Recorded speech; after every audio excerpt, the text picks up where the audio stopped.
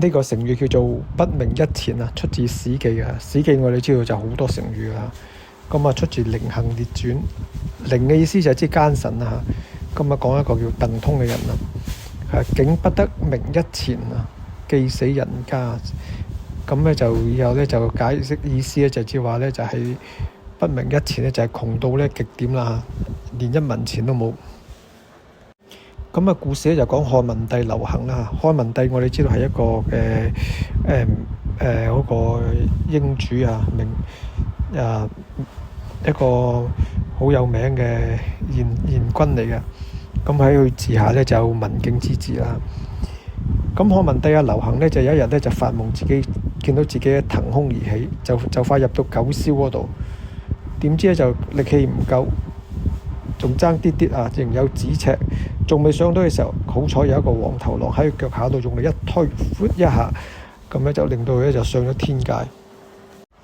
咁佢咧就啱啱我講過係黃頭狼啦，咁佢黃頭嗰個人，咁佢醒咗之後咧就諗翻起個夢入邊嗰個景象，歷歷不忘。咁啊去到未央宮嗰度睇翻啦嚇。咁啊漢朝嘅未央宮就係皇宮嚟啊，好出名啊，起得好靚啊。咁啊見到有一個咧就船手咧就喺度咧撐緊船，戴住頂黃帽喎，同夢中嗰個黃頭狼一模一樣。咁啊即刻叫佢過嚟問一問佢啦。原來呢個人咧就叫做咧鄧通，係蜀郡南安人。咁咧就漢文帝咧就有啲迷信啦，就認為咧鄧通咧就推佢上天就肯定係奇才啦，就對鄧通咧就好寵愛，經常大加賞賜，仲封咗做上大夫添。咁啊文帝咧就出外遊玩嘅時候咧就成日咧就去鄧通屋企度坐下啦嚇。咁鄧通咧其實咧就撐船噶嘛，乜都唔識。咁你封咗做上大夫，佢乜都做唔到，咁只能夠就言行咧就好謹慎啊。咁啊就即係做下凌臣啊嘛，取悅下皇帝，氹下皇帝開心咁樣。有一日咧，漢文帝咧就喺鄧通屋企度玩啦。咁咧就玩下就不如叫個有名嘅相士啊，即係睇相嘅人幫你睇下相啊。咁點知個相士咧就見到咧就直言不諱喎，就直接講出嚟。鄧通呢個相貌咧唔係咁好，第日咧可能會餓死喎，可能會好窮餓死喎。咁漢文帝聽到就即刻唔高興啦，話鄧通嘅富貴係我賞賜佢噶嘛，佢點會餓死啊？就即刻命令咧，就將蜀郡鹽道，即係而家四川榮京一成座銅山喎，成座山喎，賞俾佢，等佢自己鑄錢，或者佢自己可以印銀紙啊，幾開心。咁啊，肯定唔會餓死啦，係嘛？肯定富貴啦。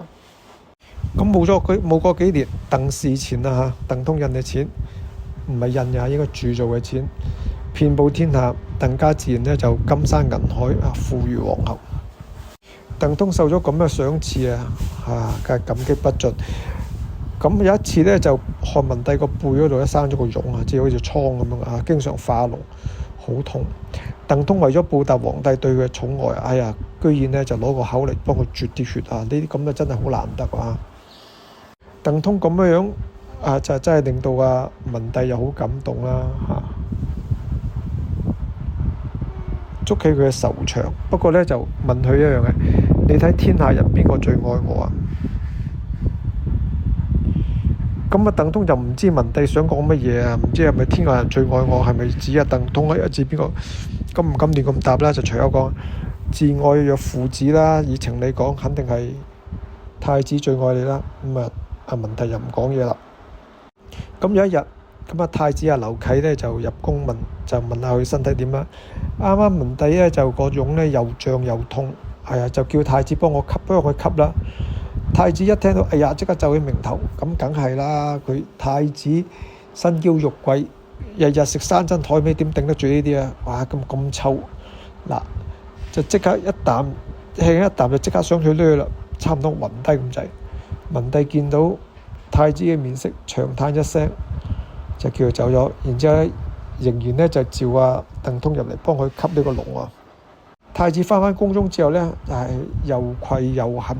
愧係咩咧？慚愧自己身為個仔就做唔到盡唔到孝道。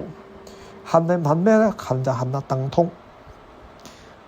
即係你咁樣未知，因為有鄧通咪顯到佢自己好似好唔孝順咁樣咯。咁佢咧就暗中咧就怨恨呢個鄧通，發誓有一日要收拾佢。漢文帝做咗23年皇帝，46歲就死咗啦。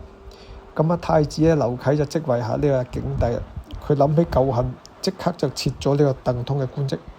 冇幾耐就有人告鄧通觸犯咗鑄錢法，即係話佢亂咁自己鑄啲錢幣啦。景帝即刻捉佢嚟審問，真係有咁嘅事喎。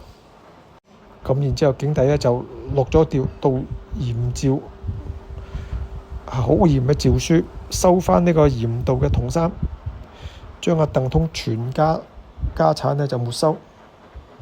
中國嘅歷朝歷代都好多啲咁嘅故事嘅嚇，即係之前個皇帝對呢個大臣好好，想跟住個太子上咗台，咁就抄咗佢家咁樣。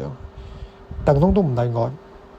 咁鄧通咧就坐監啦，咁坐咗一陣，坐完之後監之後咧出翻嚟家破人亡，冇地方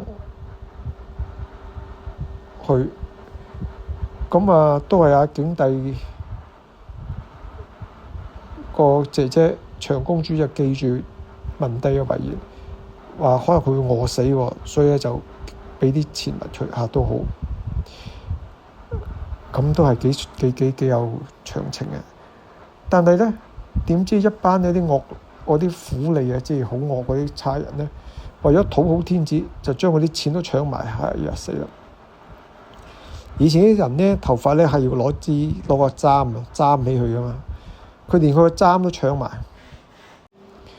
長公主知道呢件事之後咧，咁又試下俾啲嘢佢食啦。鄧通勉強活咗2年，點知後尾咧長公主自己咧有啲嘢顧唔到咁多。